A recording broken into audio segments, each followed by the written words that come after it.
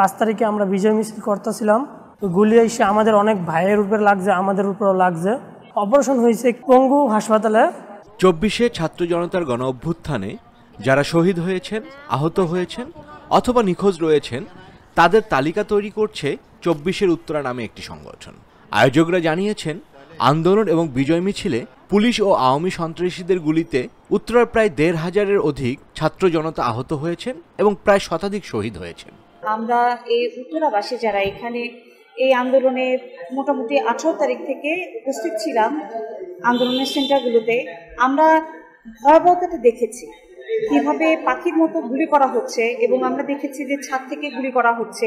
আমরা দেখেছি কিভাবে এখানে শহীদ হয়েছেন মানুষরা, আহত হয়েছেন এবং হাসপাতালে যাওয়ার পরও তাদের কোনো এন্ট্রিটা নেওয়ার মতো সুযোগও ছিল না। নানান চাপ যেমন ছিল তেমনি ছিল হচ্ছে যে তাদের নিজেদেরকে রক্ষা করা। সরকারি চাপ ছিল, যেমন বিগত সরকারের একটা চাপ ছিল, তেমনি হচ্ছে যে যারা এখানে যাচ্ছেন তারা নিজেদের জীবন বাঁচাতেও ওই তালিকার সাথে তার কোনো সম্পৃক্ততা রাখতে চান নাই বা রাখার সুযোগটাও হয়নি। উত্তরা কেন্দ্রিক আহত ও নিহতদের একটি পূর্ণাঙ্গ তালিকা তৈরি করার জন্য 20 সেপ্টেম্বর থেকে তারা তথ্য সংগ্রহ শুরু করেছেন।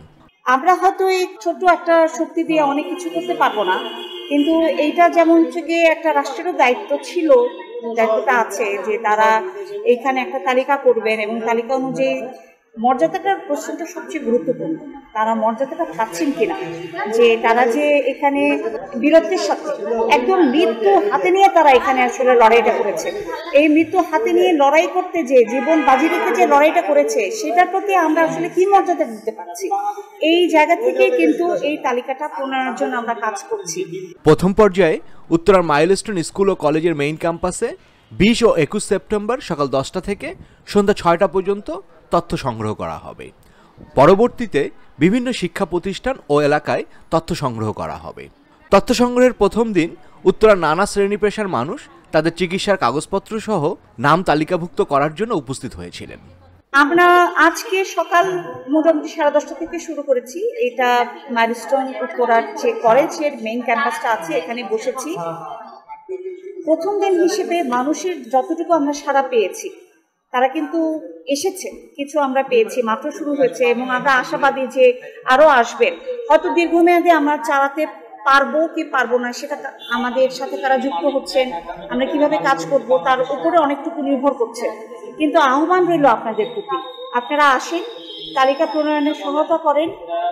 যারা বীরদের মতো যুদ্ধ করেছেন তাদের যেন এই বীরের মর্যাদাটা আমরা দিতে পারি এবং এই তালিকাটা নিয়ে আমরা চেষ্টা করছি যে সরকারি যে তালিকা প্রণয়নের কাজ চলছে বা তারা যে আহ্বান রেখেছে, তারা তো একদম খোলা আহ্বান রেখেছে যে তারা একটা ভলান্টারি বা স্বেচ্ছাসেবক মানে উপায়ে যদি কোনো একটা তালিকার ক্ষেত্রে নানা জায়গা থেকে এই সহযোগিতাটা করা যায়, তা আমরা ওই জায়গা থেকে তালিকাটা করছি এবং তালিকাটা তাদের হাতে পৌঁছানোর আমরা ব্যবস্থা করব। আপনাদের প্রতি আহ্বান রইল এবং এক আশা রইল, আকাঙ্ক্ষা রইল যে আপনারা আসবেন এবং এই তালিকা প্রণয়নে সহায়তা করবেন। যে নতুন আমরা বিজয় পেয়েছি সেই বিজয়ে সমুন্নত রাখতেই প্রথম কাজ হচ্ছে গিয়ে যারা বীরের মতো যুদ্ধ করেছেন তাদের প্রতি সম্মান, তাদের বীরত্বের মর্যাদাটা এবং তাদেরকে ভুলে না যাওয়া, এটা সবচেয়ে জরুরি।